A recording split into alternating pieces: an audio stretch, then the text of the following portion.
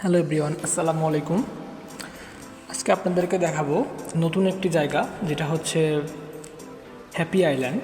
এটা হচ্ছে রাঙামাটি সদরের সেনানিবাসের আন্ডারে পরিচালিত। এটা যে আপনার আরণ্যক রিসোর্টটা দেখিয়েছিলাম পূর্বের ভিডিওতে, তারই কিছুটা নিকটবর্তী। এটা নাম হচ্ছে হ্যাপি আইল্যান্ড। হ্যাপি আইল্যান্ডে খুব সৌন্দর্য এখানে, যেটা হচ্ছে আপনারা আরণ্যক রিসোর্ট, রাঙামাটিতে আরণ্যক রিসোর্টে আসলে হ্যাপি আইল্যান্ডে আসতে পারবেন।